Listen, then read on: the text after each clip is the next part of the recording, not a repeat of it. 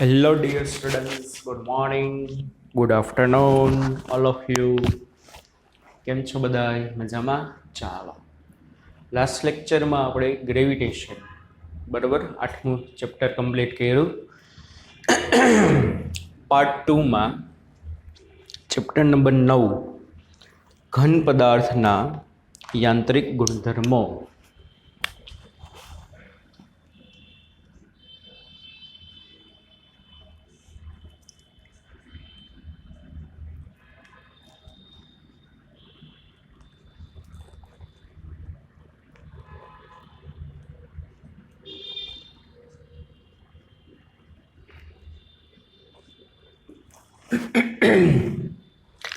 Mechanical properties of solid ઘન પદાર્થના યાંત્રિક ગુણધર્મો. Mechanical properties of solid.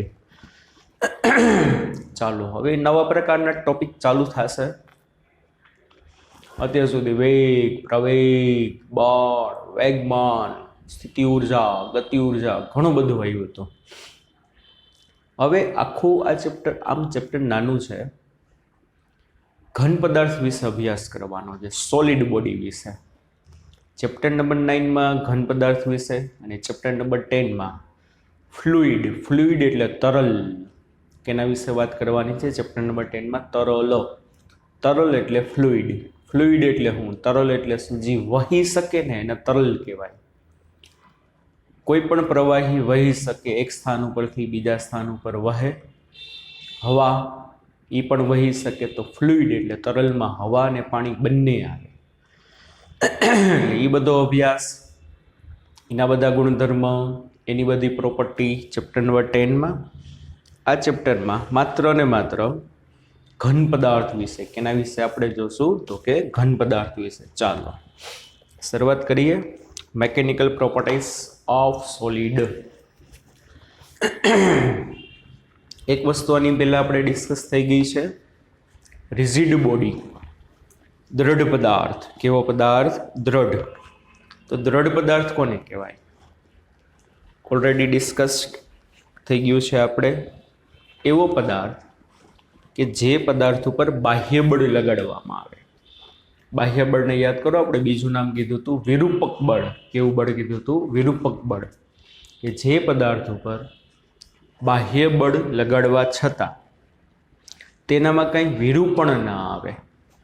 વિરૂપણ ના આવે એટલે લંબાઈ, કદ, આકાર એક પણ વસ્તુ બદલાય નહીં, તો તેવા પદાર્થને કેવો પદાર્થ કહેવામાં આવે? દ્રઢ પદાર્થ. બરાબર? દ્રઢ પદાર્થ. ઘન પદાર્થ છે પણ કહેવાય દ્રઢ પદાર્થ. ગમે એટલું બળ લગાડો, એમાં કંઈ વિરૂપણ ના આવે. લંબાઈ, કદ, આકાર એક પણ વસ્તુ ના બદલે. It is known as rigid body. ઘન પદાર્થ કહેવાય. પણ ત્યારે પણ આપણે કીધું હતું ચાક ગતિમાં, શરૂઆતમાં જ વાત થઈ હતી, પૃથ્વી પર એક પણ એવો પદાર્થ નથી કે જેના ઉપર તમે બળ લગાડો અને એમાં કંઈ ચેન્જ ન થાય. બરાબર ને? જેના ઉપર તમે બળ લગાડો ને એમાં કાંઈ ચેન્જ ના થાય. કંઈક ને કંઈક તો ચેન્જીસ આવવાના જ છે. અમુક લિમિટ કરતાં વધુ બળ લગાડશો તો એનું પરિમાણ બદલી નાખશે. પરિમાણ વાત થઈ છે ને, ખબર છે ને? આ બધી વસ્તુ ખબર હોવી જોઈએ, પછી પ્રશ્ન પૂછ ના કરતા. પરિમાણ એટલે લંબાઈ, કદ, આકાર એ બધું એનું પરિમાણ કહેવાય. અમુક હદ સુધી વાંધો નહીં આવે, અમુક હદ કરતાં વધુ બળ લગાડતો એટલે પરિમાણ બદલવાનું છે. એટલે 100% rigid body is not possible. તો આપણી આજુબાજુ જે પદાર્થો હોય ને બધા સ્થિતિસ્થાપક પદાર્થો કહેવાય. કેવા પદાર્થો કહેવાય? સ્થિતિસ્થાપક. તો સૌપ્રથમ કોઈ પણ પદાર્થની સ્થિતિસ્થાપકતા એટલે શું? બરોબર? તો સ્થિતિસ્થાપકતા એટલે શું? કે કોઈ પણ પદાર્થ તેના ઉપર જે બાહ્ય બળ લાગે અથવા તો જે વિરૂપક બળ લાગે તેનો વિરોધ કરવાના ગુણધર્મને તેની શું કહેવામાં આવે? સ્થિતિસ્થાપકતા. શું કહેવાશે? બોર્ડ ઉપર લખતો નથી, પણ તમારે લખવું હોય તો લખી શકો છો નોટમાં. સ્થિતિસ્થાપકતા ઇંગ્લિશમાં કહેવામાં આવે ઇલાસ્ટિસિટી. શું કહેવામાં આવે ઇંગ્લિશમાં એને? ઇલાસ્ટિસિટી કે કોઈ પણ પદાર્થ ઉપર બાહ્ય બળ કૌંસમાં લખી શકો વિરૂપક બળ લગાડતા તેનો વિરોધ કરવાના ગુણધર્મને તે પદાર્થની સ્થિતિસ્થાપકતા કહે છે. ઇલાસ્ટિસિટી શું કહેવામાં આવે? સ્થિતિસ્થાપકતા એટલે કે ઇલાસ્ટિસિટી કહે છે. સમજાય છે? દાખલા તરીકે આ પેન છે, એના ઉપર આમ બળ લગાડું છું, તો બળ લગાડું એટલે બાહ્ય બળ લાગ્યું, તો એની લંબાઈ આમ વધવી જોઈએ, પણ વધતી નથી. એનો મતલબ એ મારા બાહ્ય બળનો વિરોધ કરે છે. તો તમારા બાહ્ય બળનો વિરોધ કરવાનો જે કોઈ પણ ઘન પદાર્થનો ગુણધર્મ હોય ને, ઘન પદાર્થના ઈ ગુણધર્મને શું કહેવામાં આવે? સ્થિતિસ્થાપકતા કહેવાય, ઇલાસ્ટિસિટી કહેવામાં આવે. શું કહેવામાં આવે? સ્થિતિસ્થાપકતા અથવા તો ઇલાસ્ટિસિટી. હવે સ્થિતિસ્થાપકતાનો ગુણધર્મ છે ને એના પુનઃસ્થાપક બળ ઉપર આધાર રાખે. હમણાં આગળ આવશે. કોઈ પણ પદાર્થની સ્થિતિસ્થાપકતા, એ પદાર્થ કેટલું પુનઃસ્થાપક બળ ઉત્પન્ન કરી શકે છે બાળકો, એના ઉપર આધાર રાખશે. જેમ પુનઃસ્થાપક બળ એ ભરી ગયા, પુનઃસ્થાપક બળ શું કરશે? બાહ્ય બળનો વિરોધ કરશે. બાહ્ય બળ જે દિશામાં હશે, પુનઃસ્થાપક બળ એના કરતાં કઈ દિશામાં લાગે? વિરુદ્ધ દિશામાં લાગશે. એ તો બધાને ખ્યાલ જ છે. આ કે ના બચ્ચા પાર્ટી? સમજાય છે કે નહીં? સ્પ્રિંગ હોય તો સ્પ્રિંગ ઉપર તમે બાહ્ય બળ લગાડો છો. શું કરો છો? સ્પ્રિંગ ઉપર તમે બાહ્ય બળ લગાડો છો. તો બાહ્ય બળ લગાડો તો સ્પ્રિંગની લંબાઈમાં વધારો થાય છે. હા કે ના? તો કે હા. તો એની સ્થિતિસ્થાપક પદાર્થ કહેવાય કે ના કહેવાય? હા કહેવાય. શું કામ નહીં કહેવાય? કારણ કે જેવું તમે બાહ્ય બળ હટાવી લ્યો છો, જેવું તમે શું કરો છો? બાહ્ય બળ હટાવી લ્યો એટલે પુનઃસ્થાપક બળ એને શું કરે છે? એની મૂળ અવસ્થામાં લઈ જાય છે. પુનઃસ્થાપક બળ તો હાજર જ છે. સમજાય છે કે નહીં? બરોબર. તો એટલા માટે સ્પ્રિંગ પર સ્થિતિસ્થાપકતા ધરાવે છે. 2 મિનિટ તમારે પ્રશ્ન જવાબ વિચારવાનો છે. ક્લાસરૂમમાં તો સામે પૂછી શકું, પણ અત્યારે 2 મિનિટ એક પ્રશ્ન જવાબ વિચારો. આ પેનની સ્થિતિસ્થાપકતા સારી કહેવાય કે સ્પ્રિંગની સ્થિતિસ્થાપકતા સારી કહેવાય? આ પેનની સ્થિતિસ્થાપકતા સારી કહેવાય કે સ્પ્રિંગની સ્થિતિસ્થાપકતા સારી કહેવાય? વિડીયો પોઝ કરીને 2 મિનિટ વિચારો. ચાલો આન્સર દઉં છું. 1 2 3.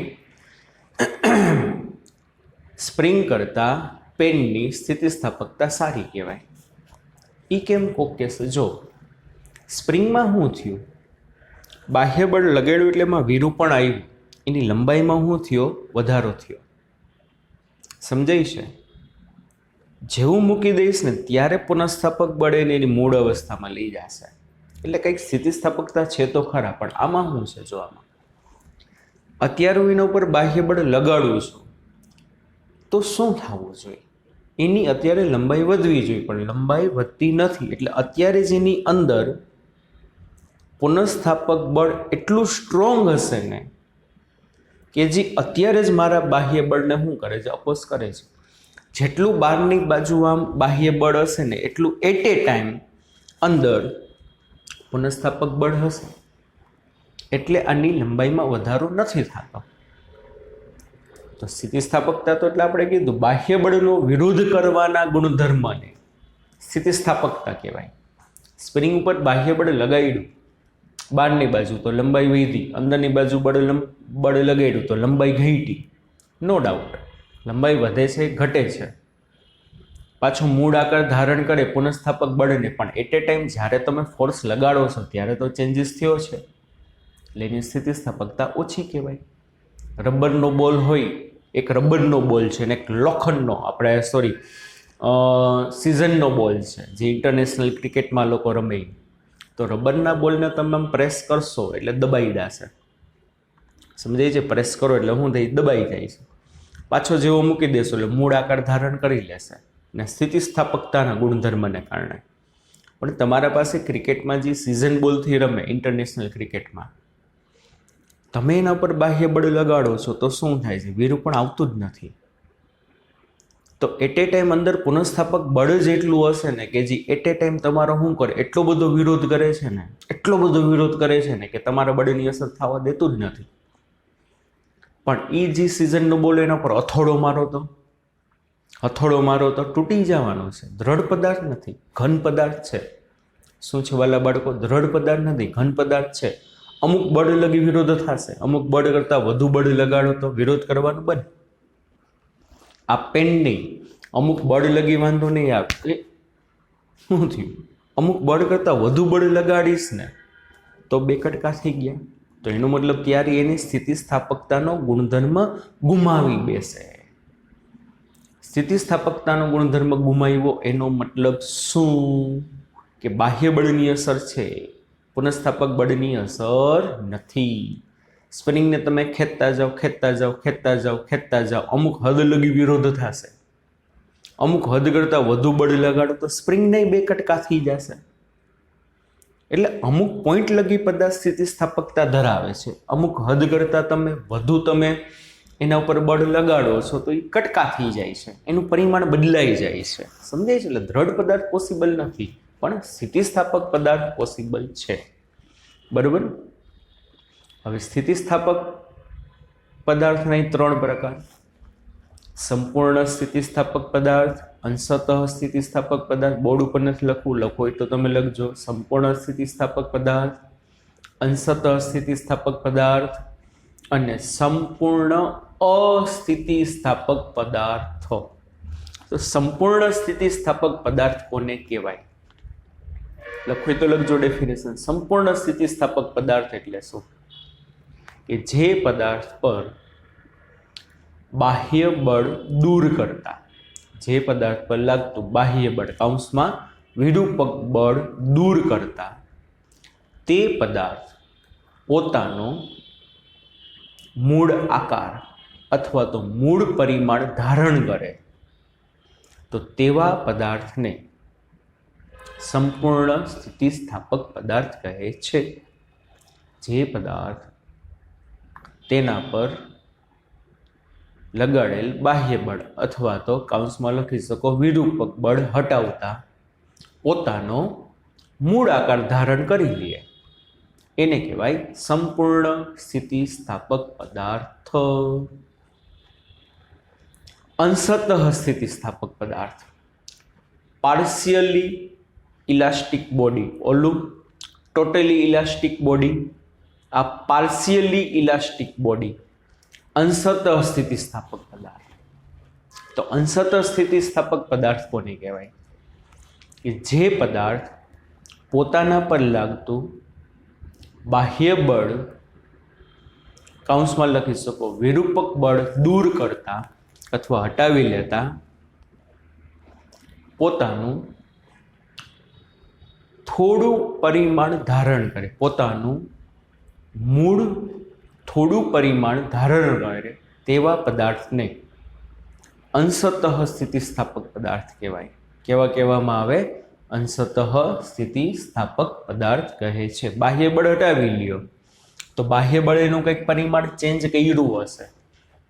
સમજો, બાહ્ય બળે શું કર્યું હશે? એનું કંઈક પરિમાણ ચેન્જ કર્યું હશે.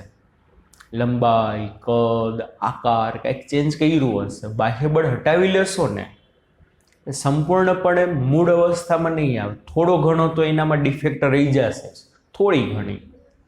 તો એને કહેવામાં આવે અંશતઃ સ્થિતિસ્થાપક પદાર્થ. પછી ત્રીજો પ્રકાર સંપૂર્ણ અસ્થિતિસ્થાપક, ટોટલી નોન ઇલાસ્ટિક બોડી. સંપૂર્ણ અસ્થિતિસ્થાપક પદાર્થ, સ્થિતિસ્થાપક નહીં પણ અસ્થિતિસ્થાપક પદાર્થ, ટોટલી નોન ઇલાસ્ટિક બોડી.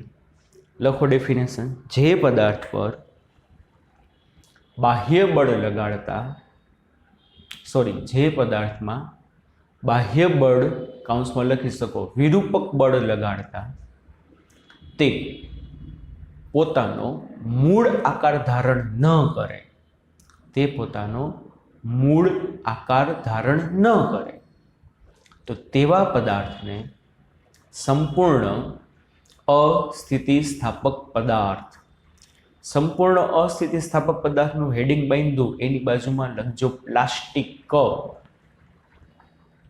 સંપૂર્ણ અસ્થિતિસ્થાપક પદાર્થ ત્રીજા પ્રકારનું હેડિંગ બાંધ્યું એની બાજુમાં લખજો પ્લાસ્ટિક.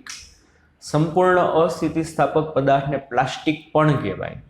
એટલે તરત બાળકો કોના ભેગી કમ્પેરિઝન કરે? ડે ટુ ડેમાં આપણે જે પ્લાસ્ટિકનો ઉપયોગ કરીએ છીએ એ પ્લાસ્ટિક જુદું, આ પ્લાસ્ટિક એ જુદું. પ્લાસ્ટિસિટી, બરાબર?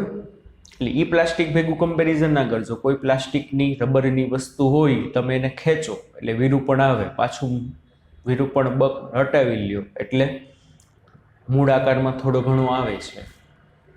પણ પ્લાસ્ટિક એટલે સંપૂર્ણ અસ્થિતિસ્થાપક પદાર્થ. એ પ્લાસ્ટિક અને આ પ્લાસ્ટિક જુદું. દાખલા તરીકે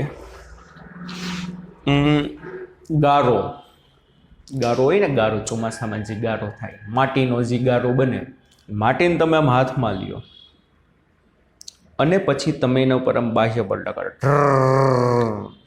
એટલે અહીંથી બધા લોંદા બહાર નીકળે. બરોબર ને? આમ ગારો હાથમાં લીધો, અહીંથી બધા લોંદા બહાર, ઢંગ ઢંગ ઢંગ ઢંગ. જેવું તમે બાહ્ય બળ હટાવી લેશો એટલે ઓલો બધો ગારો નીચે પડ્યો ને પાછો પાછો મૂળ આકારમાં આવી જાય. પોસિબલ છે? એવું નથી. બાહ્ય બળ લગાડ્યું એટલે આકાર એનો બદલી લો. જેવું બાહ્ય બળ હટાવી લેશો એટલે મૂળ આકારમાં નહીં આવે. ઘરે મમ્મી લોટ બાંધતા હોય, લોટ રોટલી બનાવવા માટે, પૂરી બનાવવા માટે, થેપલા બનાવવા માટે, બરાબર? સમજાય છે કે નહીં? તો તમે શું કરો? એ જે ગોયણું બાંધ્યું હોય, ગોયણું કહેવાય ને, એના પર તમે બળ લગાડો, તો શું થશે? બળ લગાડશો તો શું થશે? ગોળ ગોળ હોય, બળ તમે લગાડ્યો, ઢમ. સમજાય છે? બળ હટાવી લ્યો એટલે બળ લગાડશો એટલે ચપટું થઈ જશે કે નહીં? બળ હટાવી લેશો તો શું થશે? પાછો ગોળ થઈ જશે? ના, નવા ને નવા આકારમાં એમને રહીએ. પોતાનો મૂળ આકાર, પોતાનું મૂળ પરિમાણ ધારણ ન કરે એને કહેવાય સંપૂર્ણ અસ્થિતિસ્થાપક પદાર્થ, અથવા તો ફિઝિક્સની ભાષામાં એને પ્લાસ્ટિક કહેવાય. ડે ટુ ડે લાઈફમાં જે પ્લાસ્ટિક યુઝ કરો છો એની વાત નથી થતી. સમજાય છે કે નહીં? તો લુગદી છે, બરાબર? શું કહેવાય? લુગદી અથવા તો ગારો કહેવાય એને, બરાબર? લોટ જી હોય, લોટ આપણે બાંધેલો હોય, બરાબર? એના ઉપર બાહ્ય બળ લગાડો અને હટાવી લ્યો તો પોતાનો મૂળ આકાર ધારણ ન કરે એને કહેવાય સંપૂર્ણ અસ્થિતિસ્થાપક પદાર્થ. વાલા બાળકો, એટલું યાદ રાખજો, આપણી આજુબાજુ મોટા ભાગના પદાર્થો છે એ અંશતઃ સ્થિતિસ્થાપક છે. કેવા પદાર્થો છે? અંશતઃ સ્થિતિસ્થાપક. માઇનોર એવું તો વિરૂપણ આવ્યું જોઈએ જે આપણે નરી આંખે ના જોઈ શકતા હોય. માઇનોર એવું તો શું આવ્યું હોય? એના ઉપર વિરૂપણ આવેલું જ હોય કે જે આપણે નરી આંખે જોઈ શકતા ન હોય. હા કે ના? સમજાય છે કે નહીં? તો આ સ્થિતિસ્થાપકતા એટલે શું? સ્થિતિસ્થાપકતાનો ગુણધર્મ કોને કારણે હોય? એના કેટલા પ્રકાર છે, બરાબર? એના વિશે આપણે વાત કરી. દ્રઢ પદાર્થ એટલે શું? ઘન પદાર્થ હોય એમાં પુનઃસ્થાપક બળ ઉત્પન્ન થાય છે, આપણે ખબર જ છે, કેમેસ્ટ્રીમાં આવી ગયું હશે. ઘન પદાર્થના અણુઓ વચ્ચેનું અંતર એકદમ ઓછું હોય, એને પરિણામે એમાં આંતર આણ્વીય બળ એકદમ પ્રબળ હોય કે નહીં? કેમેસ્ટ્રીમાં આવી ગયું છે. આંતર આણ્વીય બળ એટલે એના અણુઓ વચ્ચે લાગતું બળ. અને ખબર છે, અણુઓ વચ્ચે લાગતા બળને કારણે ઘન પદાર્થના અણુઓ ધીમે ધીમે ધીમે ધીમે ધીમે ધીમે ધીમે વાઇબ્રેટ થતા જ હોય, નજીક આવે દૂર આવે, નજીક આવે દૂર આવે. સમજાય છે કે નહીં? તો ઘન પદાર્થના અણુઓ વાઇબ્રેશન થાય, ડંગ ડંગ ડંગ ડંગ ડંગ ડંગ ડંગ ડંગ ડંગ ડંગ ડંગ ડંગ ડંગ ડંગ ડંગ. બાહ્ય બળ લગાડો છો એટલે માઇનોર એવું વિરૂપણ આવશે, પણ એના આંતરાણ્વીય બળ એટલું બધું પ્રબળ હશે ને, આંતરાણ્વીય બળ એટલું બધું પ્રબળ હશે ને કે જેવું તમે બાહ્ય બળ હટાવો ને એટલે આંતરાણ્વીય બળ શું ટ્રાય કરશે? એની મૂળ અવસ્થામાં લ્યા. તો આ કેસમાં એ આંતરાણ્વીય બળ એનું પુનઃસ્થાપક બળ કહેવાય. પહેલાં જ કીધું ને, સ્થિતિસ્થાપકતા એટલે શું? કે કોઈ પણ પદાર્થ મૂળ આકાર ધારણ કરવાની ટ્રાય કરે, પણ કોને કારણે મૂળ આકાર ધારણ કરવાની ટ્રાય કરશે? પુનઃસ્થાપક બળને કારણે. તો અણુ વચ્ચે લાગતું જે ઇન્ટરમોલેક્યુલર ફોર્સ છે, આંતરાણ્વીય બળ છે એક પ્રકારનું, એમાં પુનઃસ્થાપક બળ આગળ આવશે આપણે ડિટેલમાં, ત્યારે પાછું વાત કરશું. સમજાય છે કે નહીં? બરાબર? હા કે ના? ચાલો, આટલું સમજાવવાનું. સ્થિતિસ્થાપકતા કોને કહેવાય? બરાબર? ચાલો આગળ.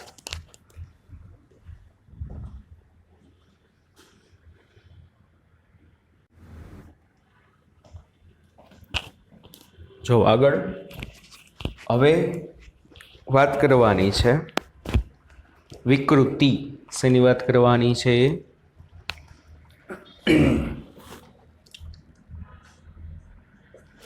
આમાં જે રીતે કરાવો એ રીતે કરજો. જ્યારે કહું ટેક્સ્ટબુકમાં જોવો ત્યારે જ જોવાનું છે, બાકી કાંઈ નહીં, ખબર જ નહીં પડે. વિકૃતિ, સ્ટ્રેન, ઇંગ્લિશમાં શું કહેવાય એને? વિકૃતિને સ્ટ્રેન. વિકૃતિ કોને કહેવાય? જ્યારે કોઈ પદાર્થ પર બાહ્ય બળ એટલે કે વિરૂપક બળ લગાડવામાં આવે. જ્યારે કોઈ પણ પદાર્થ ઉપર બાહ્ય બળ એટલે વિરૂપક બળ લગાડવામાં આવે ત્યારે તેના પરિમાણમાં ફેરફાર થાય. પરિમાણ, લંબાઈ, કદ, આકાર, બરોબર, પરિમાણમાં ફેરફાર થાય તેને વિકૃતિ કહે છે. કોઈ પણ પદાર્થ ઉપર બાહ્ય બળ લગાડો, વિરૂપક બળ લગાડો ત્યારે શું થશે? તેના પરિમાણમાં, લંબાઈમાં, કદમાં, આકારમાં જે કંઈ પણ ચેન્જ આવે એને શું કહેવામાં આવે? વિકૃતિ કહેવામાં આવે. હવે બાળકો, વિકૃતિના જે છે ને 3 પ્રકાર છે. વિકૃતિના કેટલા પ્રકાર છે? 3 પ્રકાર. આપણે સ્ટેપ બાય સ્ટેપ જોઈએ. પહેલી વિકૃતિ છે એને કહેવાય લંબાઈ વિકૃતિ. એને કહેવામાં આવે છે પ્રતાન વિકૃતિ. કેવી કહેવામાં આવે એને? પ્રતાન વિકૃતિ. બરાબર, સમજાય છે કે નહીં? પ્રતાન વિકૃતિ, લંબાઈ વિકૃતિ, લોન્જીટ્યુડનલ સ્ટ્રેન. સ્ટ્રેન કહેવાય. શું કહેવાય? લંબાઈ વિકૃતિ અથવા પ્રતાન વિકૃતિ. ઘણા બધા નામ છે. ઇંગ્લિશમાં કહેવામાં આવે ને લોન્જીટ્યુડનલ સ્ટ્રેન. તો પ્રતાન લંબાઈ વિકૃતિ કોને કહેવાય? જો જ્યારે કોઈ પણ પદાર્થ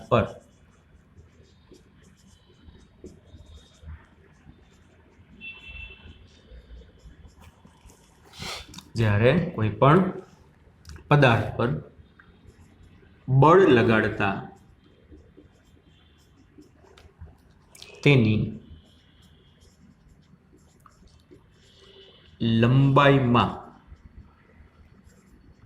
ફેરફાર થતા, જ્યારે કોઈ પણ પદાર્થ ઉપર તમે બળ એવી રીતે લગાડો કે એની લંબાઈમાં ફેરફાર થાય, લંબાઈમાં ફેરફાર થતા શું થશે? તેની લંબાઈમાં ફેરફાર થતા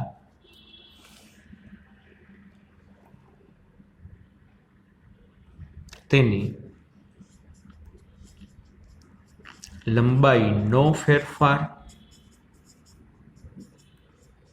ડેલ્ટા એલ અને મૂળ લંબાઈ ના ગુણોત્તરને શું કહેવામાં આવે? પ્રતાન વિકૃતિ કહે છે. વાલા બાળકો, વિકૃતિને છે ને ઈ વડે દર્શાવાય.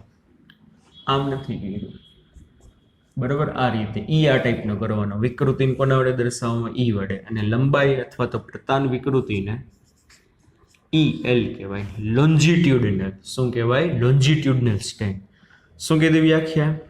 જ્યારે કોઈ પણ પદાર્થ પર બળ લગાડતા તેની લંબાઈમાં ફેરફાર થતા, તેની લંબાઈમાં થતો ફેરફાર ડેલ્ટા એલ અને મૂળ લંબાઈના ગુણોત્તરને તેની શું કહેવામાં આવે? પ્રતાન વિકૃતિ કહેવાય. એટલે પ્રતાન વિકૃતિનું સૂત્ર ઈ એલ બરાબર લંબાઈમાં થતો ફેરફાર ડેલ્ટા એલ અને તેની મૂળ લંબાઈના ગુણોત્તરને પ્રતાન વિકૃતિ કહેવાય. અને વિકૃતિ જે છે ને યુનિટલેસ છે, એકમ રહિત છે. વિકૃતિ શું છે તો કે એકમ રહિત છે. કેમ એકમ રહિત કહેવાશે? કારણ કે બે પરિમાણ સરખા છે, લંબાઈ બાય લંબાઈ, લંબાઈનો ફેરફાર એનો એકમ મીટર, લંબાઈનો એકમ કેવો મીટર. કે જી કેવું છે તો કે એકમ રહિત છે. કેવું છે તો કે એકમ રહિત. દાખલા તરીકે જો આપણા પાસે એક એલ લંબાઈનો અને એ આડછેદનું ક્ષેત્રફળ ધરાવતો એક સળિયો છે. હવે આની મૂળ લંબાઈ એલ છે. કેટલી છે? મૂળ લંબાઈ એલ છે. હવે જો તમે આ સળિયા ઉપર એના આડછેદને લંબ રૂપે, શું આડછેદને લંબ રૂપે બહારની તરફ ખેંચો. કઈ બાજુ ખેંચો? બહારની તરફ. તો શું થશે? લંબાઈને લંબ રૂપે બહારની તરફ એફ જેટલું બળ લગાડ્યું તો થયું શું? જુઓ, એની લંબાઈમાં ડેલ્ટા એલ જેટલો શું થયો? વધારો થયો કે નહીં? એની લંબાઈમાં શું થયો? ડેલ્ટા એલ જેટલો વધારો થયો. જો આ જ સળિયો હોય એ જ સળિયા ઉપર તેની આડછેદને લંબ રૂપે અંદરની બાજુ બળ લગાડો. કઈ બાજુ બળ લગાડો? અંદરની બાજુ. તો જો શું થાય છે? એની લંબાઈમાં ડેલ્ટા એલ જેટલો શું થયો તો કે ઘટાડો થયો. સળિયાની મૂળ લંબાઈ એલ હતી. લંબાઈ આડછેદને લંબ રૂપે બહારની બાજુ બળ લગાડ્યું તો ડેલ્ટા એલ જેટલી લંબાઈ વધી. આડછેદને લંબ રૂપે અંદરની બાજુ બળ લગાડ્યું તો ડેલ્ટા એલ જેટલી લંબાઈ ઘટી. સ્પ્રિંગને તમે આમ બહારની બાજુ ખેંચો તો એની લંબાઈ વધશે. અંદરની બાજુ બળ લગાડો તો એની લંબાઈ શું થશે? ઘટશે. બરાબર? એટલે કાં લંબાઈ વધે છે કાં તો લંબાઈ ઘટે છે. તો આ કેસમાં જે વિકૃતિ આવી ને એને કહેવાય તણાવ વિકૃતિ. લંબાઈની વિકૃતિ, પ્રતાન વિકૃતિ. એ પ્રતાન વિકૃતિના પાછા બે પ્રકાર. કેવી તો કે તણાવ વિકૃતિ કહેવાય. કેવી કહેવામાં આવે? તણાવ વિકૃતિ. તણાવ વિકૃતિ જે વાલા બાળકો થશે એ વસ્તુ આપણે જે કહી, બરાબર, એને શું કહેવામાં આવે? કે જ્યારે કોઈ પણ સળિયા પર આડછેદને લંબ રૂપે લંબ રૂપે બહારની બાજુ બળ લગાડતા શું તણાવ વિકૃતિ એટલે?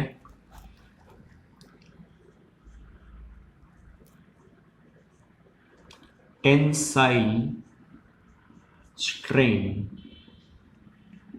ટેન્સાઇલ એટલે શું? ટેન્શન. ટેન્સાઇલ એટલે હું ટેન્શન. જો જ્યારે તમે એના બારે ખેંચો છો ને એટલે તણાવ અનુભવે. શું અનુભવશે? બારે ખેંચો છો એટલે આમ તણાવ અનુભવે. તણાવ ઉપરથી ટેન્સાઇલ સ્ટ્રેન. તો તણાવ વિકૃતિ એટલે શું થશે કે પદાર્થ પર આડછેદને લંબ રૂપે બહાર તરફ બળ લગાડતા લંબાઈમાં વધારો થાય. લંબાઈમાં વધારો થાય. આ સમયની વિકૃતિને તણાવ વિકૃતિ.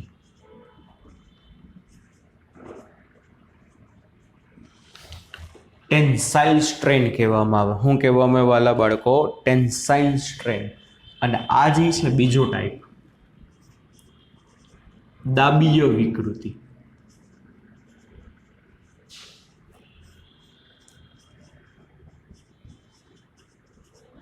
Compressive strain.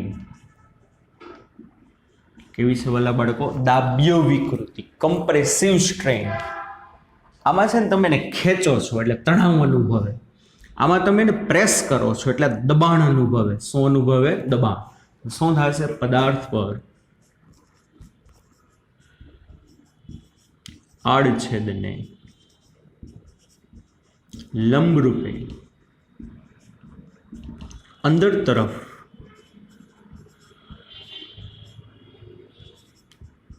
બળ લગાડતા લંબાઈમાં શું થાય?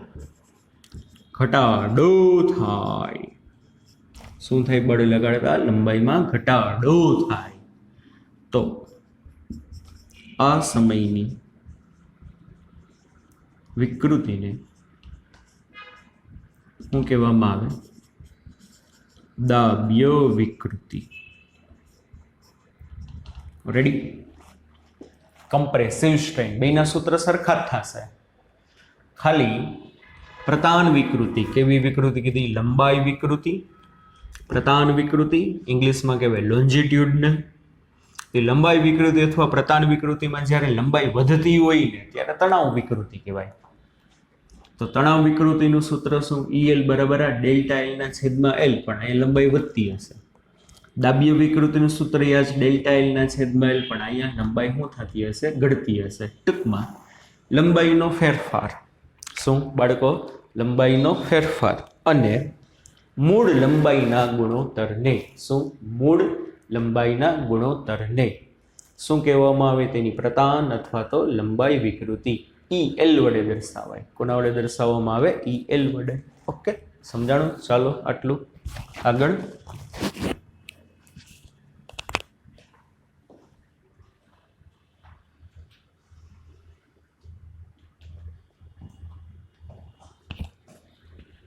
બાળકો આગળ છે કદ વિકૃતિ.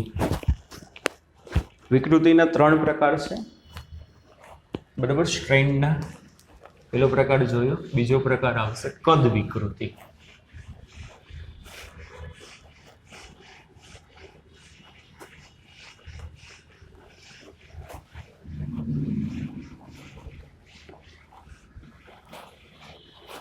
કોઈ પણ પદાર્થમાં કદ વિકૃતિ ક્યારે ઉદ્ભવે? કદ વિકૃતિ એટલે હવે ખબર પડી ગયું હશે. શું થાય? ચાલો, કોઈ પણ પદાર્થના કદમાં થતો ફેરફાર અને તેના મૂળ કદના ગુણોત્તરને કદ વિકૃતિ કહેવાય.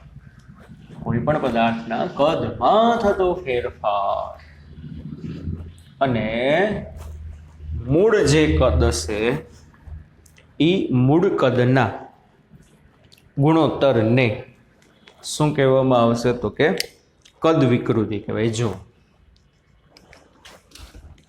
સેકન્ડ ટાઈપ કદ વિકૃતિ.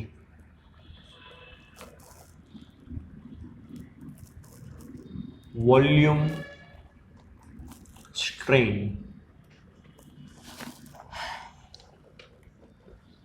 જ્યારે કોઈ પદાર્થની સપાટી પર લંબરૂપે બધા બિંદુએ, ધ્યાન રાખજો માં ખાલી આડછેદ ઉપર હતું, બરાબર ને? અને સિમ્પલી આમ તમે આમ ખેંચો એટલે લંબાઈ વધે, આમ દબાવો એટલે લંબાઈ શું થાય? ઘટે. જ્યારે કોઈ પણ પદાર્થની સમગ્ર સપાટી પર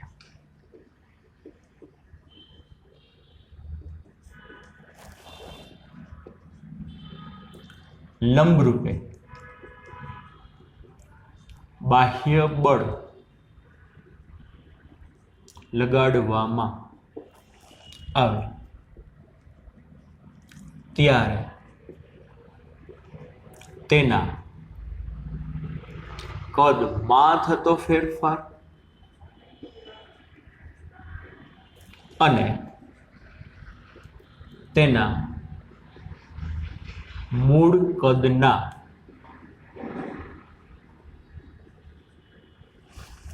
ગુણોત્તર ને કદ વિકૃતિ કહે છે. કે જ્યારે કોઈ પણ પદાર્થની સમગ્ર સપાટી ઉપર લંબરૂપે બળ લગાડો ને તો ત્યારે કદમાં થતો ફેરફાર અને મૂળ કદનો ગુણોત્તરને શું કહેવાય? કદ વિકૃતિ. ઈવી બરાબર ડેલ્ટા વી બાય વી. આઈ એકમ રહિત હશે. કદનો ફેરફાર મીટર ક્યુબ છેદમાં કદનો એકમ મીટર ક્યુબ કેન્સલ. એક શબ્દ આવ્યો છે સમગ્ર સપાટી ઉપર બળ લગાડો ત્યારે કદનો ફેરફાર અને કદનો ગુણોત્તર ને કદ વિકૃતિ કહેવાય. જુઓ, સિમ્પલ વસ્તુ છે, સમજો. આ ક્લાસરૂમ છે, તમે જે રૂમમાં અત્યારે બેઠા બેઠા ભણો છો. હવે 2 મિનિટ માટે એવું માનીએ કે છત છે ને, છતને મેં ઉપર તરફ બળ લગાવી અને છત સપોઝ મૂવેબલ છે. તો જુઓ, છતને હું ઉપર તરફ બળ લગાડીશ એટલે છત ઉપર ગઈ એટલે શું થયું? બોલો. આ રૂમની ઊંચાઈ એટલે લંબાઈમાં વધારો થયો એટલે લંબાઈ વિકૃતિ આવે. એક બીજો પ્રશ્ન તમારા મનમાં ઉદ્ભવવો જોઈએ બાળકો. આ રૂમનું કદ હશે LBH. LBH કે નથી સમજાતું? પહોળાઈ H બે સરખું છે પણ આજી સપોઝ આ ઊંચાઈ છે, હાલો ને ભાઈ આ ઊંચાઈ છે, લંબાઈ અને પહોળાઈ સરખી રહી પણ છતને તમે ઉપર લઈ ગયા એટલે ઊંચાઈ વધી. ઊંચાઈ એટલે પ્રકારની લંબાઈ જ કહેવાશે. તો તરત તમારા મનમાં એવો પ્રશ્ન થાય કે ભાઈ આને કદ વિકૃતિ કહેવાય કે ન કહેવાય? શું કામ એવો પ્રશ્ન ઉદ્ભવવો જોઈએ? કારણ કે LBHમાં H બદલી લો, સમજો છો ને? LBHમાં H બદલી લો એટલે આનું કદય બદલશે. પણ કદ બદલેલું ખરા, પણ કોને કારણે બદલેલું ખરા? લંબાઈને કારણે. પણ વિકૃતિમાં એક વસ્તુ ચોખવટ કરી છે. સમગ્ર સપાટી ઉપર જ્યારે તમે બળ લગાડો છો, શું થાય? સમગ્ર સપાટી ઉપર જ્યારે તમે બળ લગાડો ને એનું કદ બદલે ને તો કદનો ફેરફાર અને કદના ગુણોત્તરને કદ વિકૃતિ કહેવાય. અત્યારે તમે ખાલી છત ઉપર ઉપરની બાજુ બળ લગાડ્યું એટલે લંબાઈ એટલે કે એની હાઈટ વધી એટલે માત્ર લંબાઈ વિકૃતિ કહેવાય. નો ડાઉટ રૂમનું કદ બદલેલું હશે પણ કદ વિકૃતિ ન કહેવાય. કારણ કે ખાલી તમે પરિમાણની દ્રષ્ટિએ વિચારો તો એક જ પરિમાણ વધ્યું છે અને લંબાઈને એક જ પરિમાણ હોય, ખાલી એક જ પરિમાણ વધ્યું છે. પણ આ જે રૂમ છે એને 6 બાજુ છે. કદ વિકૃતિમાં 3 પરિમાણ બદલવા જોઈએ. લંબાઈ, પહોળાઈ, ઊંચાઈ. સમજો, લંબાઈ, પહોળાઈ, ઊંચાઈ બધું બદલવું જોઈએ. કે નથી સમજાતું? બધું બદલવું જોઈએ. સમજાય છે કે નહીં? લંબાઈ એની વધારો, ઊંચાઈ વધારો, પહોળાઈ વધારો. 6 દિવાલને તમે બહારની તરફ ખેંચો, 6 દિવાલને તમે બહારની તરફ ખેંચો એટલે શું થશે? લંબાઈ વધે, પહોળાઈ વધે, ઊંચાઈ વધે. તો આ સમયે કદ તો બદલ્યું.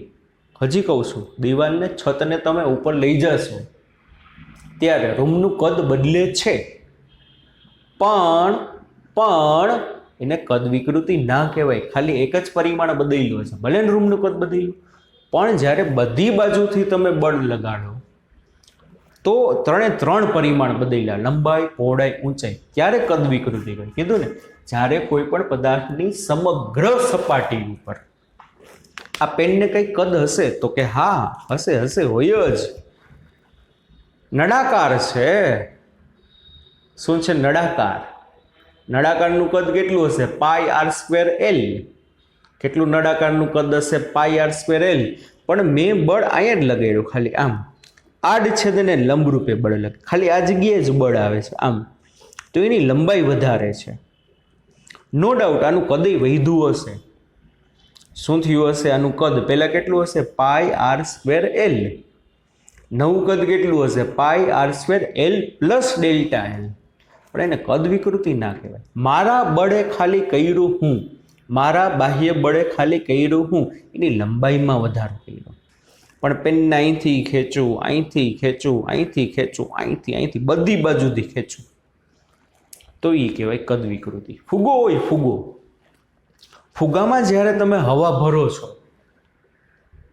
ફુગામાં જ્યારે તમે હવા ભરો છો તો હવા દ્વારા જે ફોર્સ આવશે ને સમગ્ર સપાટી ઉપર લાગે. Got it? ફુગામાં જ્યારે તમે હવા ભરો છો ને તો એ હવા દ્વારા સમગ્ર સપાટી ઉપર બળ લાગે. એના પરિણામે ધીમે ધીમે ધીમે ધીમે ધીમે કદ વધે સમગ્ર સપાટી ઉપર, તો ત્યારે કદ વિકૃતિ કહેવાય. આમાંય લંબાઈ વધી એટલે કદ બદલ્યું, પણ મારા બળે ખાલી હું કર્યું, એક જ પરિમાણ બદલ્યું એટલે ખાલી લંબાઈ વિકૃતિ કહેવાય. પણ સમગ્ર સપાટી ઉપર ફોર્સ લગાડો ને કદ બદલે. સમગ્ર સપાટી ઉપર બળ લગાડો ને કદ બદલે, then it is known as volume strain. હવે સમજાણું બાળકો? કદ વિકૃતિ કહેવાય. કેવી વિકૃતિ કહેવામાં આવે? કદ વિકૃતિ. ઓકે, ચાલો. પછી છે ત્રીજો પ્રકાર,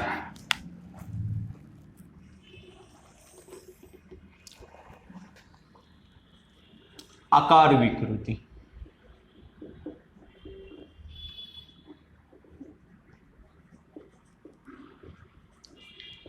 સિયરિંગ.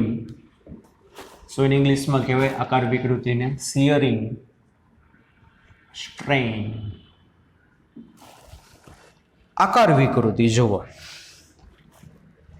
આકાર વિકૃતિ ક્યારે આવશે? કે જ્યારે કોઈ પણ પદાર્થની સપાટીને સમાંતર બળ લગાડતા કોઈ, હમણાં સમજાવું છું, પદાર્થની સપાટીને સમાંતર, પેલા બે કેસમાં, પહેલામાં આડછેદને લંબરૂપે, બીજામાં સમગ્ર સપાટી પર લંબરૂપે, અને ત્રીજામાં કોઈ પણ પદાર્થની સપાટીને સમાંતર બળ લગાડતા તેના આકારમાં થતા ફેરફારને આકાર વિકૃતિ કહે છે. સિયરિંગ સ્ટ્રેન ES વડે દર્શાવાય. કોના વડે દર્શાવાય? ES વડે. જુઓ, સમજો, એક વસ્તુ તમે લ્યો, તમારા ઘરમાં હોય જ, બાકસ હોય ને, બાકસ, એ બાકસનું ઉપરનું જે પડ હોય ને, રેપર, એ તમે એમ કાઢી લ્યો, સમજો.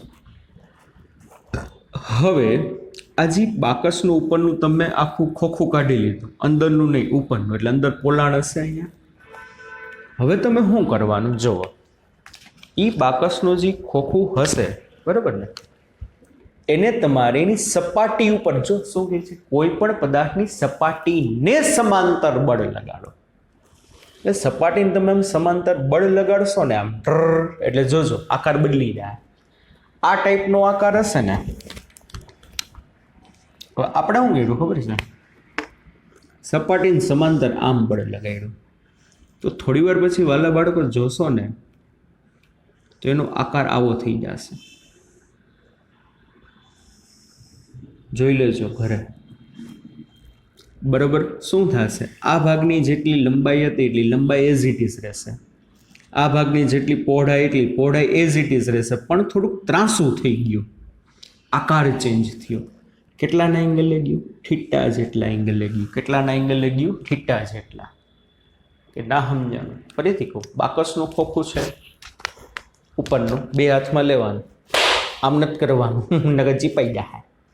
પણ ધીમે ધીમે ધીમે ધીમે સપાટીના આમ સમાંતર બળ લગાડવાનું. તો આ ટાઈપનો જે શેપ હશે ને આ ટાઈપનો શેપ થઈ જશે, આકાર ચેન્જ થયો. શું ચેન્જ થયો કહેવાય? આકાર ચેન્જ થશે. બરાબર કે નહીં?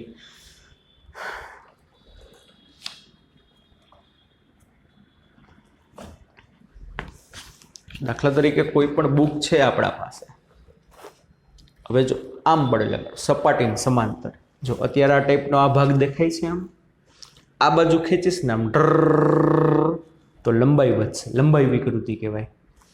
અહીંથી ખેંચું આડછેદના લંબરૂપે, અહીંથી ખેંચું, અહીંથી ખેંચું, અહીંથી ખેંચું, અહીંથી ખેંચું, અહીંથી ખેંચું, અહીંથી, તો બધી બાજુથી પરિમાણ વધે.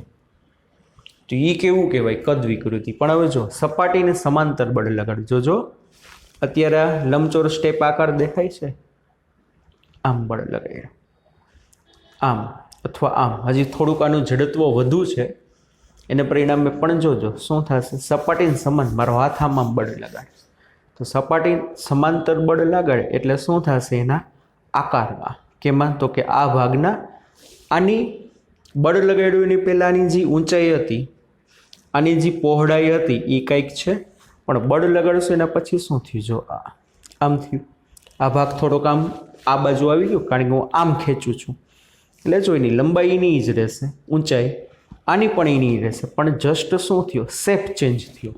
શું ચેન્જ થયો? એનો શેપ ચેન્જ થયો કહેવાય. તો એટલું ખાસ યાદ રાખવાનું, જ્યારે કોઈ પણ સપાટીને, પદાર્થની સપાટીને સમાંતર બળ લગાડો તો એની લંબાઈ, પહોળાઈ, ઊંચાઈ નહીં બદલે, પણ એનો શેપ ચેન્જ થઈ જશે. શું ચેન્જ થાય? એનો શેપ. એટલા માટે એને આકાર વિકૃતિ કહેવાય. કેવી વિકૃતિ કહેવામાં આવે? આકાર વિકૃતિ. દાખલા તરીકે આ મારા પાસે એક નળાકાર છે,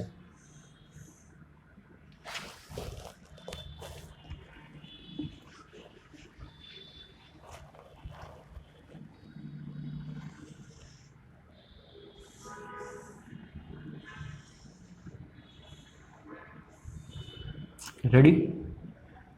આ રીતે આમ છે, XY સમતલમાં મૂકેલું ને લંબાઈ L છે. હવે જો આમ ઉપરથી ખેંચીશ, બે બાજુથી આમ ખેંચીશ તો લંબાઈમાં વધારો થશે, લંબાઈ વિકૃતિ, પ્રતાન વિકૃતિ. બરાબર? આમ અંદરની બાજુ બળ લગાડીશ તો લંબાઈ ઘટવાની ટ્રાય કરશે. કેવી વિકૃતિ કહેવાય? લંબાઈ વિકૃતિ. પણ અહીં બળ લગાડો, અહીં લગાડો, અહીં લગાડો, અહીં લગાડો, બધી બાજુ બળ લગાડો તો કદ વિકૃતિ. પણ આ નળાકાર જે હોય, આ જે એનું આડછેદ હોય ને, આડછેદ એની સપાટી, એને તમે આમ સમાંતર બળ લગાડો, તો સમાંતર જો તમે બળ લગાડશો ને બાળકો, તો શું થશે?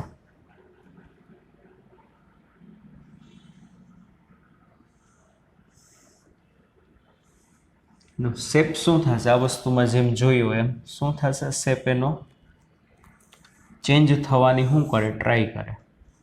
અને સપાટી છે ને, સપાટી પહેલાં આમ હતી, આ કઈ અક્ષ? એક્સ અક્ષ. આમાં વધુ સમજાશે. આ કઈ અક્ષ? વાય અક્ષ. આ એક્સ અક્ષ, આ વાય અક્ષ. આ કઈ આવશે? એક્સ અક્ષ. તો મૂળ સપાટી છે ને, એના મૂળ સ્થાનેથી સપોઝ ડેલ્ટા એક્સ જેટલી ઘટી, સોરી ડેલ્ટા એક્સ જેટલી શું થઈ? શિફ્ટ થઈ. પણ આ ભાગની જે લંબાઈ હતી ને એ એઝ ઇટ ઇઝ રહે છે. કેટલું ખસે છે? થીટા જેટલું. ડિગ્રીમાં જોવો તો, પણ આ કેટલું કહીશું? ડેલ્ટા એક્સ જેટલું. તો આકાર વિકૃતિનું સૂત્ર ES બરાબર tan થીટા. માં લંબાઈનો ફેરફાર છે, માં મૂળ લંબાઈ, કદનો ફેરફાર છે, માં મૂળ કદ, પણ આમાં શું થશે? ES શિયરિંગ સ્ટ્રેન બરાબર tan થીટા. tan થીટા બરાબર શું થશે? tan થીટા બરાબર સામેની બાજુના છેદમાં પાસેની બાજુ, એટલે શું થશે? ડેલ્ટા એક્સના છેદમાં L. L લખો, H લખો, જે તમને આપ્યું હોય, ડેલ્ટા એક્સના છેદમાં L. પણ હમણાં એક બીજી વસ્તુ જોઈ હતી, આ જે થીટા છે ને, થીટા એ કેવો છે? એકદમ નાનો. બુકનું આપણે ઉદાહરણ લીધું હતું ત્યારે ઓલી સપાટી ખસતી હતી, માઇનોર એવી ખસતી હતી, એટલું બધું નહીં ખસે, માઇનોર એવો. નરી આંખે તમે કોક વાર જ ચેન્જીસ જોઈ શકો. બરોબર. તો મેથ્સવાળા બાળકોને યાદ હશે, શું યાદ હશે કે ટેન થીટા, જો એંગલ એકદમ સ્મોલ હોય ને તો ટેન થીટાની બદલે ખાલી થીટા લખો તો ચાલે. If theta is very small, શું થશે? જો થીટાની વેલ્યુ એકદમ નાની હોય ને, જ્યાં ચેન્જ થયો ને સપાટી એટલી બધી ના ખસે, આ તો આપણે એમાં દેખાડવા માટે માઇનોર એવો ચેન્જ થાય. તો if theta is very small then tan theta is near about theta. આ રીતે લખી શકો. તો ES બરાબર ટેન થીટા, અથવા તો ડેલ્ટા એક્સના છેદમાં અથવા તો ખાલી થીટા લખો તો પણ ચાલે. એટલે આ કેનું સૂત્ર આવ્યું વાલા બાળકો? આકાર વિકૃતિનું. કોનું સૂત્ર આવ્યું? આકાર વિકૃતિ. ડન, સમજાણું? ત્રણ ટાઈપની વિકૃતિ જોઈ, મેન 3 પ્રકાર: લંબાઈ, કદ અને આકાર વિકૃતિ. હવે નેક્સ્ટ લેક્ચરમાં આપણે જોશું પ્રતિબળ વિશે. શેના વિશે વાત કરશું? પ્રતિબળ વિશે. સરસ મજાનો ટોપિક છે, બરાબર. ત્યારની વાત ત્યારે આપણે. ત્યાં લગી બચ્ચાવાળી bye bye, take care, see you then, ધ્યાન રાખજો.